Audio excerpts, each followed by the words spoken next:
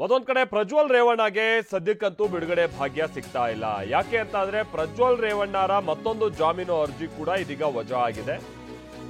ಅತ್ಯಾಚಾರ ಪ್ರಕರಣದಲ್ಲಿ ಪ್ರಜ್ವಲ್ ರೇವಣ್ಣಗೆ ಸದ್ಯದ ಮಟ್ಟಿಗೆ ಜೈಲೇ ಗತಿ. ಹೈಕೋರ್ಟ್ ಏಕಸದಸ್ಯ ಪೀಠದಿಂದ ಅರ್ಜಿ ವಜಾ ಆಗಿದೆ. ಪ್ರಜ್ವಲ್ ಜಾಮೀನು ಅರ್ಜಿಯನ್ನ ಕೋರ್ಟ್ ಸದ್ಯ ವಜಾ ಮಾಡಿದೆ. ಪ್ರಜ್ವಲ್ಗೆ ಸಂಬಂಧಪಟ್ಟಂಗೆ ಬಹಳಷ್ಟು ಪ್ರಕರಣಗಳು ಈಗ ಉರುಳಾಗಿ ಪರಿಣಮಿಸಿರುವಂತದ್ದು. ಅದರಲ್ಲಿ ಬಹಳಷ್ಟು ಪ್ರಕರಣಗಳ ಜಾಮೀನು ಕೋರಿ ಅವರೇನು ಅರ್ಜಿಯನ್ನ ಸಲ್ಲಿಸ್ತಾ ಇದ್ದಾರೆ ಅದು ಕೂಡ ವಜಾ ಆಗ್ತಾ ಇರುವಂತದನ್ನ ನಾವಿಲ್ಲಿ ನೋಡ್ತಾ ಇದ್ವಿ.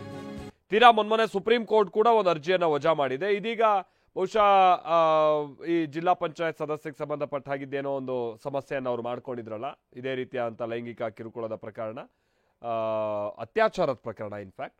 ಸೊ ಆ ಅತ್ಯಾಚಾರ ಪ್ರಕರಣಕ್ಕೆ ಸಂಬಂಧಪಟ್ಟಂಗೆ ಅವರು ಬೇಲನ್ನ ಕೋರಿ ಕೋರ್ಟ್ ಮೆಟ್ಟಿಲೇರಿರ್ತಾರೆ. ಬಟ್ ಈಗ ಈ ಪ್ರಕರಣದಲ್ಲೂ ಕೂಡ ಅವರಿಗೆ ಆಗಿಲ್ಲ, ಬೇಲ್ ಆಗಿಲ್ಲ. ಹೈಕೋರ್ಟ್ ಅರ್ಜಿಯನ್ನ ವಜಾ ಮಾಡಿದೆ ಅನ್ನೋದು ಗೊತ್ತಾಗ್ತಾ ಇದೆ. ಮೊನ್ನೆ ಸುಪ್ರೀಂ ಕೋರ್ಟ್ನಲ್ಲೂ ಕೂಡ ಅವರಿಗೆ ಹಿನ್ನಡೆ ಆಗಿದೆ.